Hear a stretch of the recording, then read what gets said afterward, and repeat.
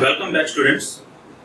Today we are going to discuss about the unit, that is Unit 4. Okay, that is cell site and mobile antennas. What is it? Cell site and mobile antennas. Okay. So in this we will discuss about antenna patterns. Okay. What is meant by a sum pattern? What is meant by a difference pattern? So what are the type of antennas we will use in a cell site, and what are the types of antennas used in with respect to mobile systems or the mobile units? Okay, these things we will discuss. Mainly, this unit concentrate about the antenna pattern. Okay, how the antenna pattern is created. That is, what is meant by in antennas. We used to study about what is meant by a side lobe, what is meant by a main lobe, and these points we will get here. And mainly we will bother about the pattern. So with respect to the pattern, how the cell site is covering the respect to mobile unit or the respect to geographical area. How the mobile unit is capable of, how the mobile unit antenna is capable of receiving the desired signal. Okay. So what are the types of antennas used in mobile unit and cell site antennas? Okay. Anyway, these things we will discuss mainly in this unit. Okay. Mainly that is about the patterns only. Okay. Different types of patterns. We need to examine different patterns and we need to draw some patterns. Okay. Anyway, the analysis is already given. We have to go through the analysis. What is the sum pattern? What is the difference pattern? What is how the umbrella pattern exists? Okay, what do you mean by space diversity antenna? Okay, like what is the pattern of an omnidirectional antenna? And directional antennas for interference reduction, not to decrease the interference reduction. What are the types of antennas we will use? Directional antenna, simple. We know that. Okay. And first topic is sum and difference patterns and their synthesis. Second topic is omnidirectional antennas. Third topic is directional antennas for interference reduction. Fourth one is space diversity antennas. Fifth one is umbrella pattern antennas. Sixth one is about minimum separation of cell site antennas. So what is the minimum separation with respect to cell site antennas? The last one is high gain antennas. Right? So anyway, in this class we will study about only the first topic. The first topic, that is sum and difference patterns and their synthesis. Okay? Sum and difference patterns and their synthesis. Sum and different patterns and their synthesis. Okay. So, after obtaining a predicate field strength contour, we can engineer an antenna pattern to conform to uniform coverage. Means, after obtaining the respective field strength, means we need to do test 1, test 2 like that. After obtaining the respective field strength, we have to engineer an antenna pattern. Here the point is, we have to, with respect to the geographical area, okay, how we are engineering an antenna pattern. Okay, how we are getting the desired antenna pattern in order for the respect to mobile user to get the signals, to get the coverage. So in order to get the coverage for the respect to user or at the respect to location, okay, how we are engineering the respect to antenna pattern. So for different antennas pointing in different directions with different spacings, we can use any number of methods. So there exists a number of methods because we can place the antennas at different directions with respect to spacing. The topic diversity receiver. Anyway, with respect to diversity receiver or with respect to usage of n number of antennas, okay, for respect to location, we can place the antennas at different directions with different spacing. Okay, so we can use n number of methods. So a computer program can help us to find the coverage. Several synthesis methods can be used to generate the desired antenna configuration. So in order to generate the desired antenna pattern or the desired antenna configuration, we will use several synthesis methods. Okay, with the help of a computer program. Don't bother about the computer program. We are not discussing any program here, but anyway, we used to say simulation, right? With the help of simulation, by including several functions, several synthesis methods, we can examine the antenna pattern. So the main beam of the pattern is always known as the sum pattern. Okay, means the main beam of the pattern is always known as the sum pattern pointing at an angle theta naught. So the main beam is obtained by using the sum pattern. Okay, with the pointing angle at theta naught. The difference beam produces. Okay, the difference beam produces twin main beams. Okay, the difference beam produces twin main beams straddling theta, the difference angle of theta or side by side. Straddling means side by side. Okay, so twin beams at side by side production. Okay, so anyway, we will show the figure in the coming slides. Okay, what is the sum pattern? How it will look like, and what is the difference pattern will look like. Next, when 2n elements are in array equispaced by a separation D, the generated pattern for both sum and difference patterns is. Okay, so if there are 2n elements which are in array equally spaced by a separation D, the general pattern for sum and difference is. Okay, so this is the general formula, the general pattern for the sum and difference. Okay, for the sum and difference, there are two antennas equispaced by a distance D of 2n elements in an array. Then the formula is given by A naught. Okay, A of theta that is equal to sigma into 1 to n, that is I suffix n. I suffix n means normalized current distribution. Okay, next exponent of 2n minus 1 by 2 BD cos theta minus cos theta naught. Right? Theta naught is the angle, right? We have already described. Plus I suffix minus n. Okay, minus n is nothing but the difference pattern. Okay, I suffix n is the sum pattern. I suffix n is the sum pattern representation, current distribution.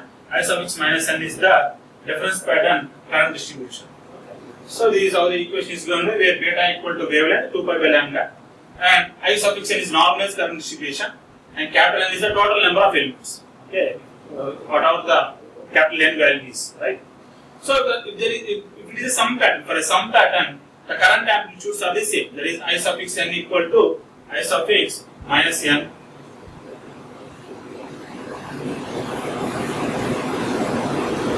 Okay.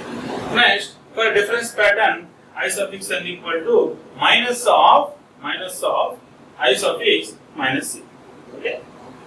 Next, about the synthesis. Okay, this is about introduction part of sum and difference pattern. Okay, this is about introduction part of sum and difference pattern, and this is about the synthesis part. So you have explained about sum pattern. We have discussed about difference pattern. We have discussed about the necessity of the antenna pattern in the previous class. Now, in order to obtain the desired pattern, how the synthesis is done. So, for a number of different methods exist. So, for each method, how the antenna pattern is, okay, how the synthesis results exist. So, first one is about Dolph-Shevsky synthesis of sum patterns. This is a type of method, okay, for the synthesis of the sum patterns. So, this method can be used to reduce the level of side lobes. Side lobes means nothing but unwanted radiation or unwanted field. Right? Main lobe is where the maximum signal strength exists. Reduce the level of side lobes. However, one disadvantage of further reduction of side lobe level is broadening of the main beam. So, this is one type of synthesis. In this, we can reduce the side lobes, and the main lobes will be broadened. Okay, this is one type of sum synthesis. Okay, that is Dolph-Shevsky synthesis. Next one, Taylor synthesis. Okay, here a continuous line source distribution or a distribution for discrete arrays. You know what is meant by discrete, right? So it may be a continuous line source distribution, or it may be a desired array.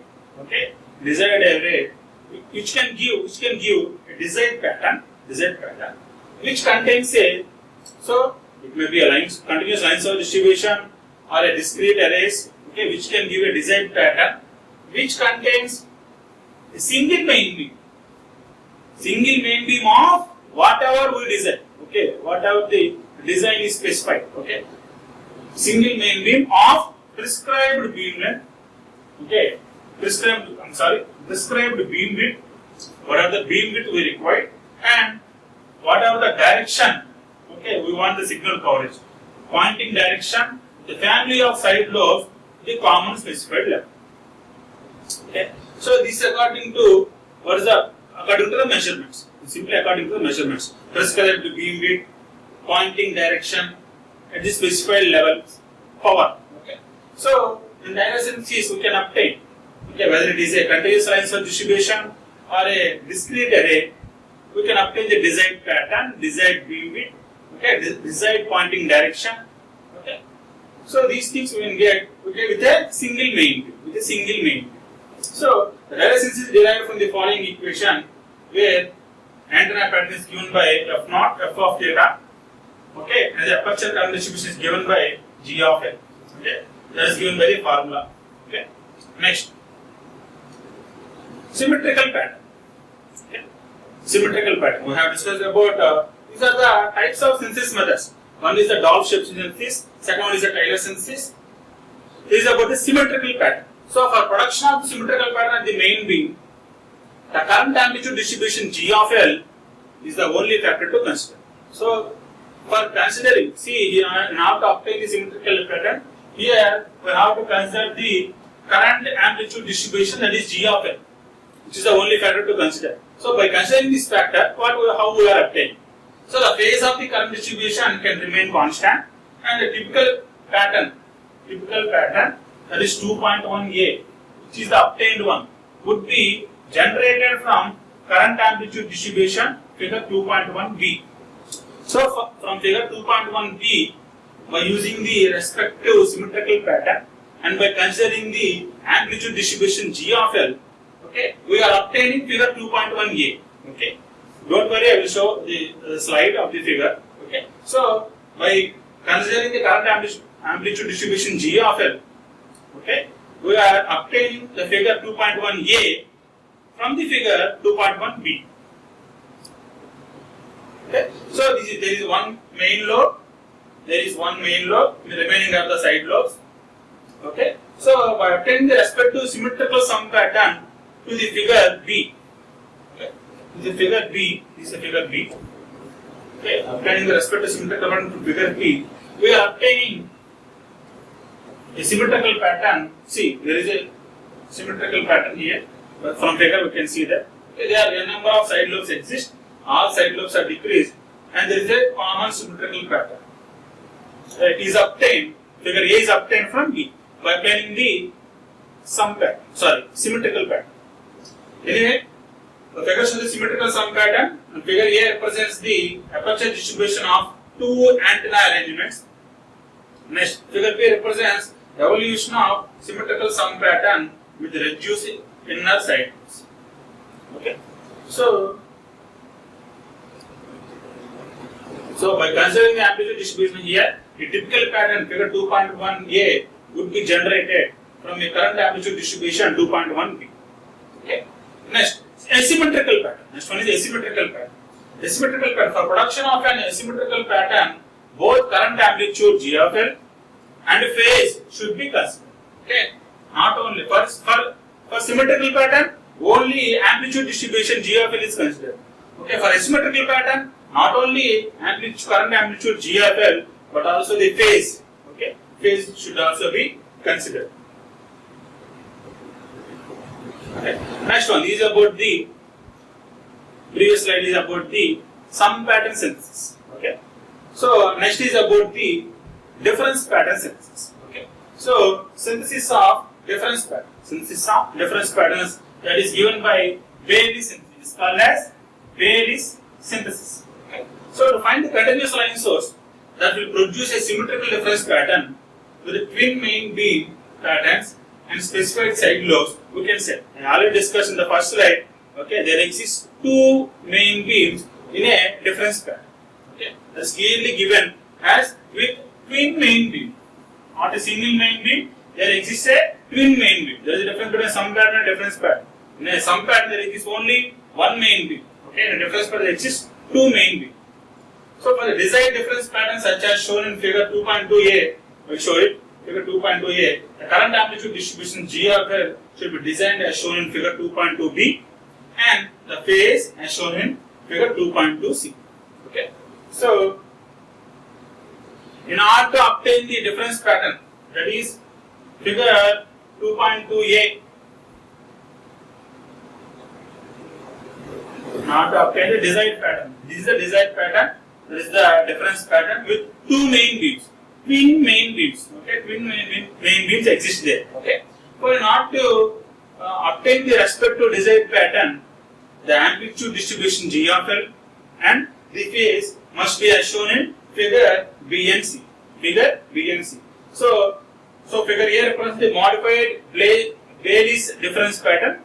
Bailey's difference pattern. Not obtain the respective pattern, the amplitude and the phase distributions must be as in figures B and C. Okay. These are about the difference patterns. Next, we will discuss about null-free patterns. Okay. What is null-free pattern? Null means where the signal strength is very low. Okay. So in order to obtain the null-free patterns, okay, what we are doing? Okay. So null-free patterns. So in mobile communication applications, field strength patterns without nulls are preferred for the antennas in a vertical plane. Okay. So these are nothing but nulls here. So this is the null. Where the signal strength has dropped, this is the null. Here this is the null. This is a null. The signal strength is dropped drastically. Right. So it is given. In order to obtain the respective pattern in mobile communication applications, field strength patterns without nulls are preferred for the antennas in a vertical plane. Right. So the typical vertical pattern of most antennas is shown in figure 2.3a. The field strength pattern can be represented as the with respect to the formula here. So these are the null patterns. These are the null patterns. Okay. These are null patterns exist here. These are the null. Null. These are the null patterns exist. So what we are doing? Okay. So we are framing a formula where u equal to 2 pi by lambda cos theta minus cos theta n. The concept is to add sin pi u by pi u. That is, add some patterns. Okay. At different pointing angles as shown in figure 2.3a, where k is the maximum signal level. Okay. The resulting pattern does not contain nulls. The null-free patterns can be applied in the field strength as shown in figure B, figure 2.3b. See, here there is an envelope here. So we are adding, see, summation is there here. We are adding with respect to envelope. Okay. We are adding both the signals. We are adding both the envelopes in order to obtain null-free patterns. Okay. And in order to make some difference, we are adding like this. If both are added, then the signal is added here.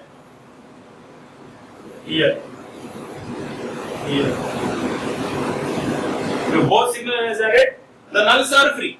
Okay, the nulls will be free. There will be very minimum nulls exist. Okay, the nulls are free. That is what happening here. So in order to obtain the null pattern, we are adding the two envelopes. Okay, with some difference, with some phase difference, right? Okay, that is important. With some phase difference, theta naught. Okay, with the phase difference theta naught, we are adding the respective envelope. Okay, then both signals are added, both the envelopes are added. We will get a pattern like this. Okay, which is free of nulls. That is as shown in figure B. Then the pattern will be look like this. Okay. So here there exist a number of nulls. There are very many nulls here. Okay. But here there are no nulls here. Okay. Here the figure shows no nulls. Okay. Figure A, formulation of a null-free pattern. Figure A, formulation of null-free pattern. This is the null-free pattern which we have obtained, right? By using the respective formula, by adding the envelope. Okay. Then this is about the application. So by using this null-free pattern, okay, see, the coverage depends on how the antenna pattern is seen. Okay, so we have arranged the respective output, like this is the application. So all the null-free patterns are towards the downward because the mobile unit is below the tower, the signal has to cover. Okay, so we have obtained the respective pattern below the tower. Okay, for the mobile unit coverage, all the side lobes are faced towards the sky. Okay, upwards. So formation of null-free pattern. Figure A represents the formation of null-free pattern. Figure B represents the application of this is the application. So by forming this null-free pattern, we can apply here, okay, in a cell site. Then we will get a better signal. The mobile unit will get a better signal. Okay. This is about the topic today. So today we have discussed about sum and difference pattern. Okay. What is the necessity of an antenna pattern? How and there are different methods. What is the sum pattern? What is the difference pattern? About the different synthesis methods. Synthesis methods with respect to sum pattern and with respect to difference pattern. And finally, we have discussed about what's meant by a null pattern. Thank you.